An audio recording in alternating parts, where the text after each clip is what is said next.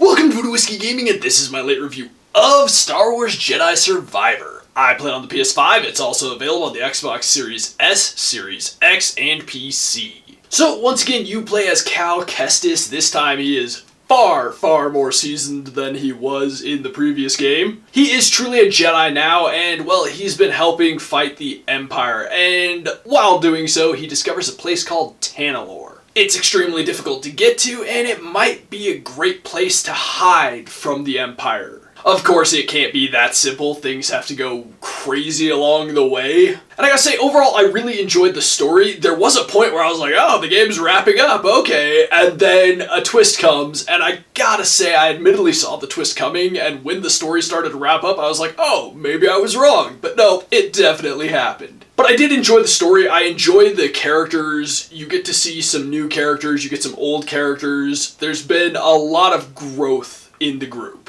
I read an article saying that the developers were hoping that this could be a trilogy, and I'm really hoping for that as well, just based on this story. Let's get into the audio, and once again, the voiceover work is just top-notch in this game. I mean, it's not that surprising. I think they did an awesome job. Each of the characters was brought to life so very well, and you feel everything you need to feel. The deliveries are phenomenal. Without the performances being what they are, this game wouldn't hit the same way it does. As for the music, it is Star Wars music. It's very good music. There were a couple of times where I do question the musical choice, specifically at the very end, but that's not to say that the music isn't good and it fits mostly throughout. Then you've got the sound effects, and they're awesome. I mean, this really isn't that surprising. They know how to make a good game, they know how to do good sound effects, and they did it. Let's get into the gameplay mechanics and whatnot. So Jedi Survivor is a Soulsborne game, not unlike Jedi Fallen Order, which makes it an action RPG that's more than a little challenging with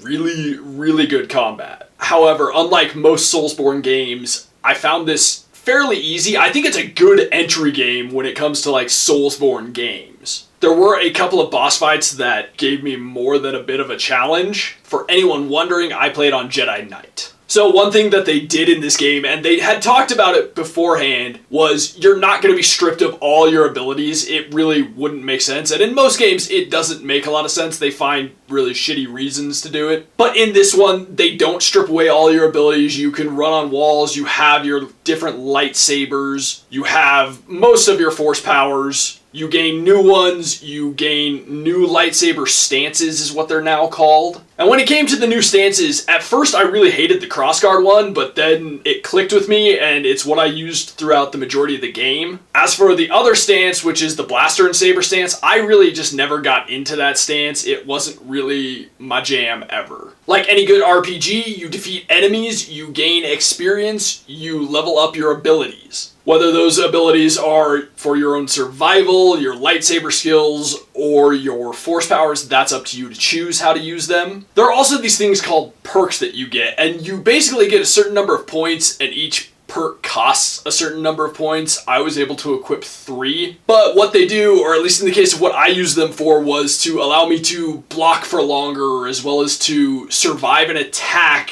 while still attacking without getting interrupted. But they can do a variety of things like help you with your force abilities, help you with healing, and just things like that. So it's just an added element. You also, just like the previous game, get to bounce from world to world. There is kind of an open world.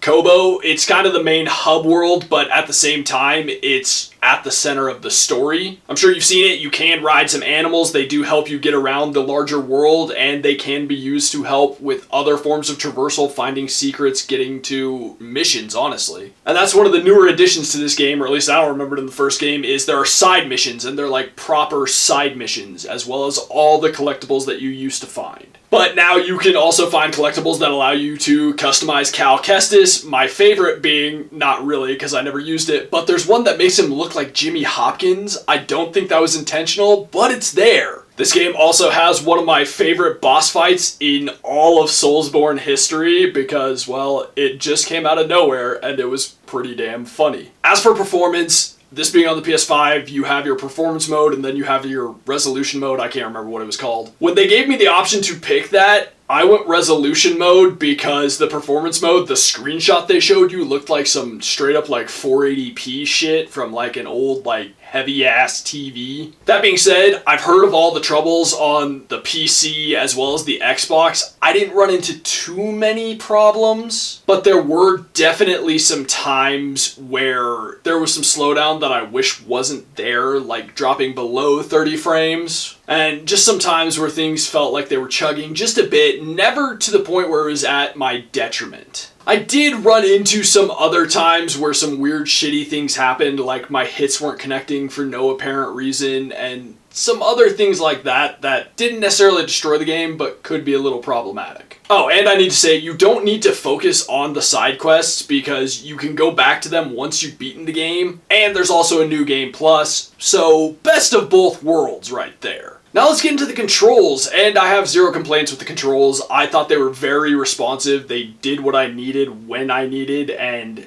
when I was over-attacking, that was on me for dying, not the controls. Like any good Soulsborne, you press the button 4 times, you're going to do 4 attacks. You're not going to be able to interrupt your own attacks to block. So when I went too hard, I got myself killed. I didn't feel like the controls failed me. I guess I do have one kind of complaint with the controls is the right thumbstick is your lock-on, but right and left thumbstick also kick in your like super mode. So if you're locked on and you do the super mode, it unlocks you from your target, and that's kind of annoying. Now let's get into the graphics and visuals. And right away, I think they did a really good job, for the most part. I'm saying that because I did notice some weird graphical glitches, some twitchy characters at times, some twitchy fabrics, my lightsaber spazzing out when it was on my hip, weird colors and patterns and textures not loading in, a bunch of things. They are, however, noticeable, which is unfortunate because really it's a beautiful game. I mean, really, all the characters look fantastic. They're going for the hyperrealism and they land it. For the alien characters, you get some really unique looking alien characters that I don't recognize from other Star Wars franchises and whatnot, so it's kind of cool to see those, and they're well done, they're well brought to life, they don't feel wildly out of place. But even beyond that, the capture of the performances, the movement, the lightsaber effects, the force effects, just all the effects in the world, they all look amazing and they help pull you in. But then, of course, you've got the different worlds that you go to, and they're each unique, and they each look really cool. They bring something to them that you may not have seen before in,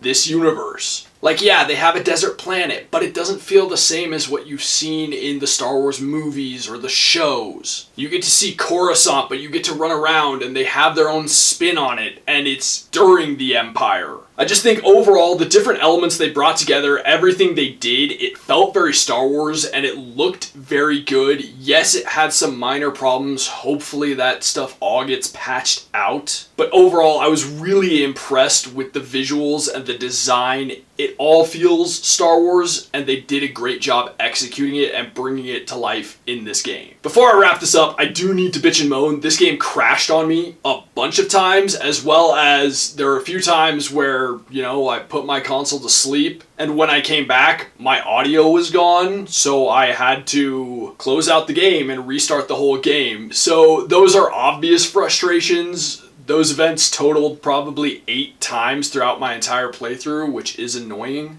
So to wrap this up, playing on the PS5, I didn't run into a lot of the issues I've been hearing about that have gotten this game labeled as kind of a dumpster fire. I do think its performance could have been better, but with the story, with the fun gameplay, I think it's an awesome entry-level Soulsborne. For me, I get that same challenge, but without the same level of frustration, which makes it an enjoyable experience. Not to say other Soulsborns aren't in their own right, but sometimes I don't feel like having my dick kicked in 152 times. So really, I have no problem recommending it. I really enjoyed it. You may want to wait a little bit for patching, but I think it's fully enjoyable. You don't necessarily need to wait for a sale or anything. Okay, so in the comments down below, why don't you tell me, what color lightsaber would you go with? And as always, thanks for watching. If you enjoyed the video, please hit that like button. And if you like what I'm doing in general, share and subscribe. Have a good one.